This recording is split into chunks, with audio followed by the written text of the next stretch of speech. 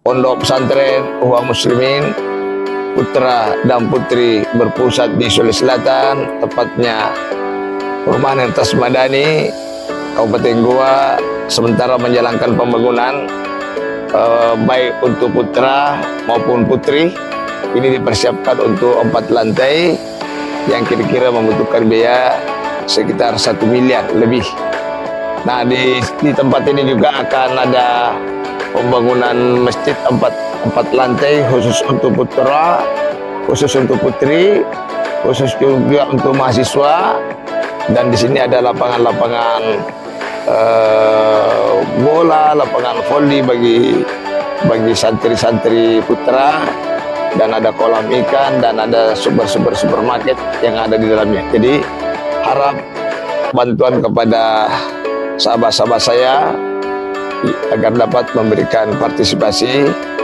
Semoga pondok ini bisa berjalan dengan baik pembangunan fisik maupun pembangunan material. Nah, oleh sebab itu, bagi sahabat-sahabat saya, para simpatisan, mudah-mudahan bisa menyalurkan sebagian rezekinya di Yayasan Ikhwan Muslimin, yaitu BSI rekening 10546652225 atau konfirmasi admin 081 9372 91207.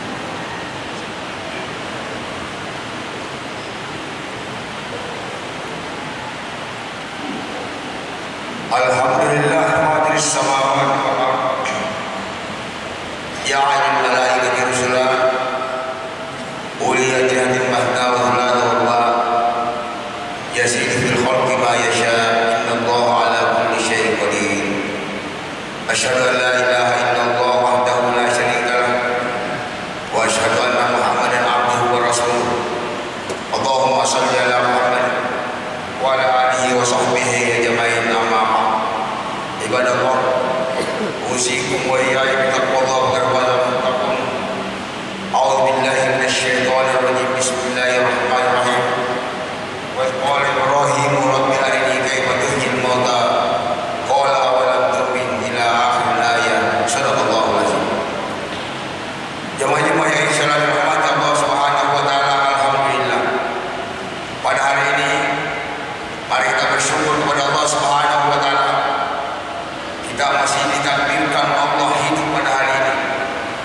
Semoga sisa-sisa kehidupan kita gunakan semaksimal mungkin untuk mengenal Allah, untuk mengenal perintahnya, untuk memahami nasihat Rasulullah. Semoga kita bahagia yang bertaruh untuk merebut ridha Allah dalam memanfaatkan dunia dan menyingkirkan iblis laknatullah yang senantiasa menggoda manusia. Salam kepada Rasul teladan bagi kita sebagai pengikut Muhammad. Tiada ketaatan, tiada aktivitas yang dilakukan selain merujuk kepada hadis Rasulullah Sallallahu Alaihi Wasallam. Ketika kita mengoreksi diri, memahami diri bahwa kita belum mempunyai ilmu memadai untuk mengikuti Nabi, salah satu solusi bukalah hadis sesuai aktivitasnya, bukalah Quran sesuai aktivitasnya, minta pedoman, minta lihatlah pedoman Allah dan minta kekuatan dari Allah Subhanahu wa taala agar aktivitas kita pada hari Jumat, pada hari Sabtu kita tidak berjalan sesuai nafsu masing-masing, selera masing-masing yang sangat berbahaya. Posisi kita di hadapan Allah jauh lebih berbahaya dengan banyaknya corona ya. Jemaah syarikat Allah Subhanahu wa taala, kesempatan ini saya akan coba menggolekkan surah Al-Baqarah ayat 160 yang terkait dengan suasana Idul Kurban, Idul Adha, hari raya Idul Adha dan pemotongan-pemotongan kurban. A'udzu billahi minasyaitonir rajim. Bismillahirrahmanirrahim. Wa qala Ibrahim rabbi arini kaifa tuhyil mauta qala awalam tu'min. Ketika Ibrahim alaihissalam bertanya kepada Allah Subhanahu wa taala, Ibrahim sudah meyakini tentang kebesaran Allah, sudah melewati suatu proses-proses yang panjang dalam penelitiannya bahwa yang menciptakan langit dan bumi inilah yang menciptakan saya, adalah Tuhan yang saya akui.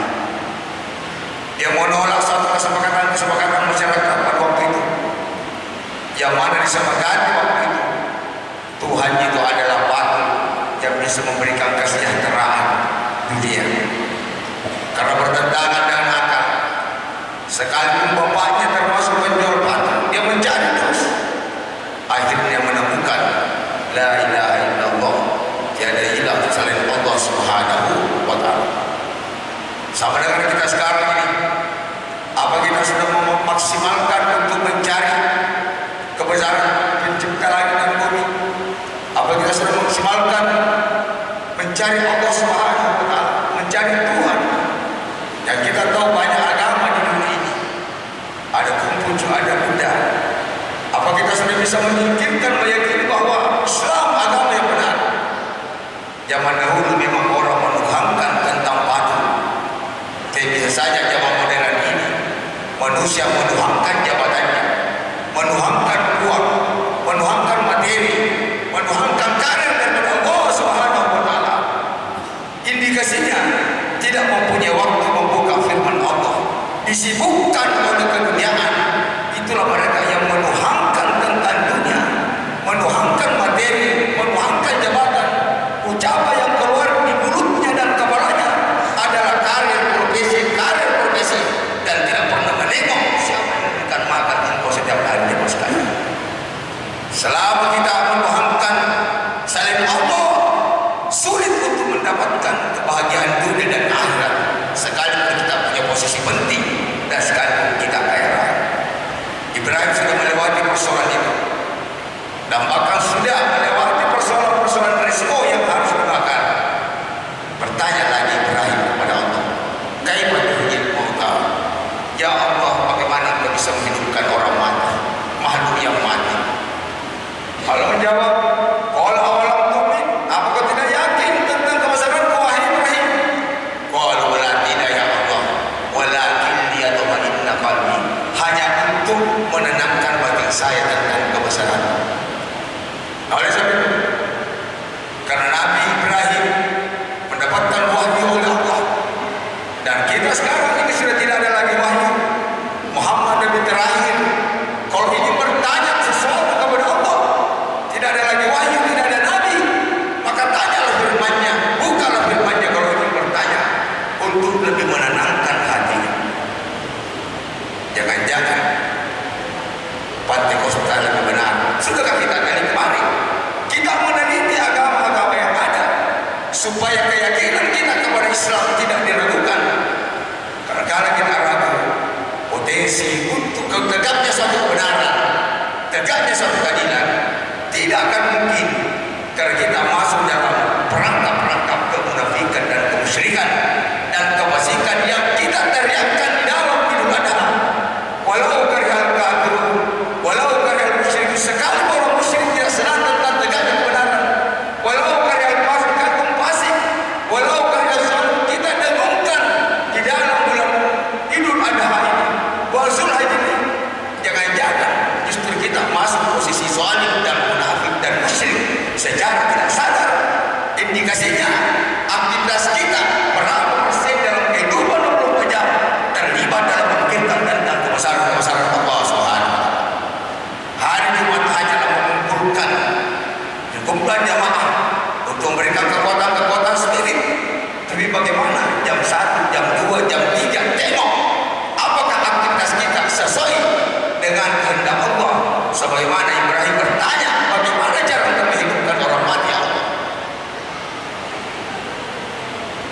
Qalu arba'atun min at-tayr fazurunna ilayka thumma ja'al ala kulli jabalin minhunna juz'a.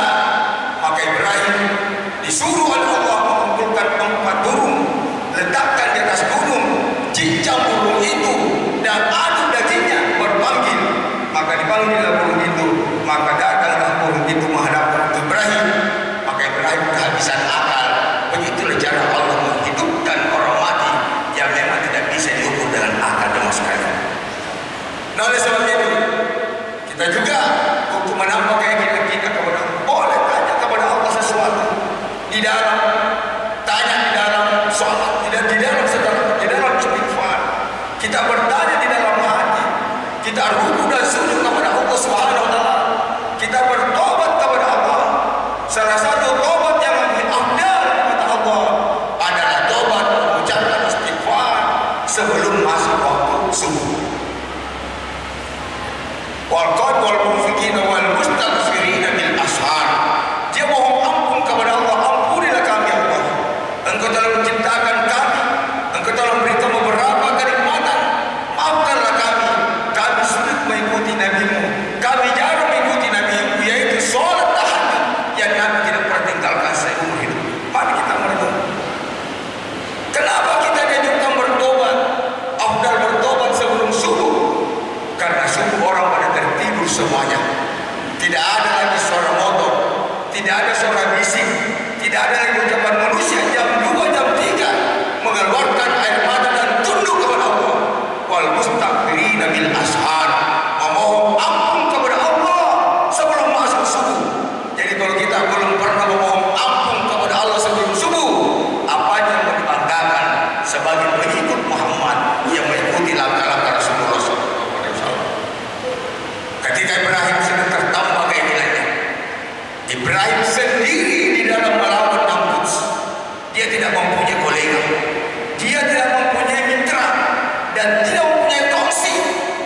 sendiri.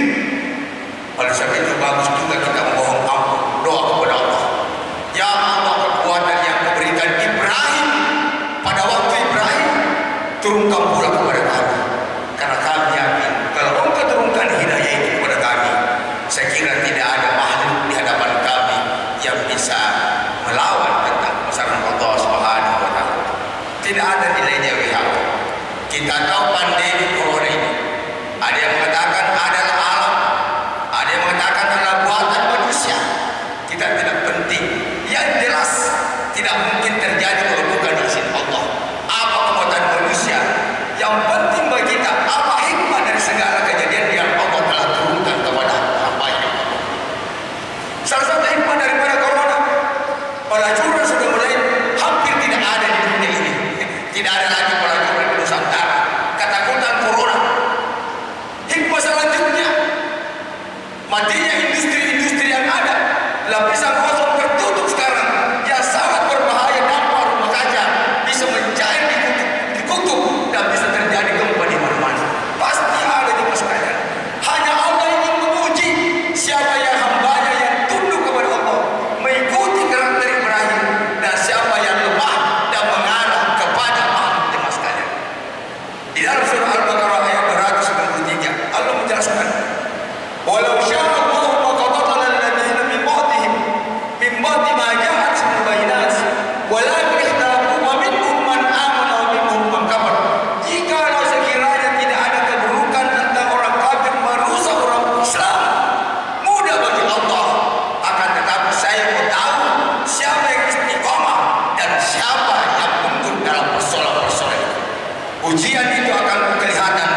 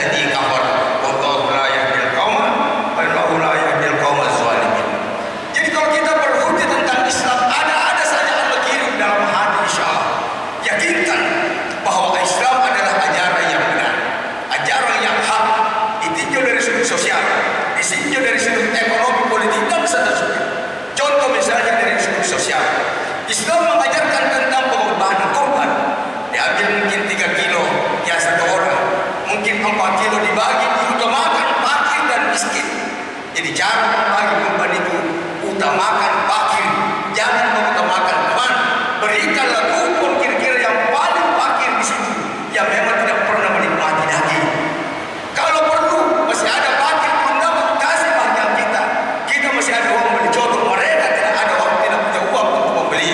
Akhirnya inilah ajaran sosial yang dibangun oleh Ibrahim alaihissalam. Apa yang terjadi ketika kita mungkin mendapatkan kesusahan? Orang miskin akan membentengi kita karena kita melakukan nilai-nilai sosial, memberi makan kepada mereka. Kebetulan kita ada rezeki. Orang miskin hari ini, orang fakir hari ini, besok kaya raya, dan orang kaya miskin akan berbanding dalam situasi dengan baik. Akan tetapi manakala kita tidak menjalankan dengan baik, tidak memahami dengan baik, mentang-mentang penitia korban dia ambil bawa karung dan lain sebagainya, tidak adil membaginya, mengutamakan temannya daripada fakir. Hati-hati di hadapan Allah. Apa yang terjadi? Orang fakir tidak mendapatkan apa-apa, tunggu suatu saat dia mencuri di kita punya barang-barang karena kebencian, akibat kelakuan kita jauh daripada nilai sosial. Dari sudut ekonomi begitu juga. Dari sudut ekonomi luar biasa ajaran Islam jemaah sekalian. Kalau kita mengkaji Islam, berwirausaha betul-betul. Ada orang miskin, kita bikin bank amal misalnya, kita bantu mereka, dia berkembang. Jangan kasih kena bunga, karena bunga bisa riba. Orang mana kalau rugi, sama-sama rugi. Jangan menggunakan nama Islam, tidak ada ruginya. Begitu orang kalah, begitu orang rugi, dilelang di tempat. Saya kira itu bukan ajaran Islam. Kita berhujah luar biasa ajaran Islam, sehingga kapitalisme akan runtuh seketika dan bukan kalah nilai Islam. Semua ada dalam Quran. Kita berhujah dengan kekuatan Islam supaya menambah keyakinan bahwa ajaran kita jauh lebih baik daripada yang lain. Baik ditinjau dari beberapa sudut, dari sudut ilmiah, dari sudut intelektual, dan lain sebagainya. Begitu dalam sudut politik. Dalam sudut politik, berikanlah hak yang mampu, yang kira-kira jadi imam masjid, berikanlah mereka yang tertua, yang bagus bacanya dan istiqamah. Tidak usah pemilihan satu suara. Itu bukan ajaran Islam. Kalau sistem pemilihan wanita masjid dibawa kepada rana-rana kenegaraan, rana-rana bupati, tidak perlu ada uang kedua, tim sukses kiri kanan, wajukung kiri kanan, cukup berikan hak mereka selama ini yang terbaik di antara kita. DPR berikanlah dia selama ini wakil kami, hanya ya. Akan tetapi manakala politik dibangun jauh daripada Quran, menggunakan tim sukses demokrasi kapital, maka yang kaya raya yang suka menyogok akan melakukan suatu keburukan akibat dari kita juga yang tidak pernah bersalah. Saya kira dengan tiga konsep ini, Quran dalam ekonomi, Quran dalam sosial, Quran dalam politik sangat luar biasa, sehingga kita bisa berhujjah. Akan tetapi manakala kita jarang baca Quran, siapa saja yang ceramah kita, yang kasih pandangan kita, baik di dunia intelektual, baik di dunia perguruan tinggi, kita telan semuanya. Jangan-jangan kita juga bagian yang menghancurkan agama kita dan tidak yakin dengan agama kita. Syariat Islam belum layak. Itu kita ikut-ikut juga tidak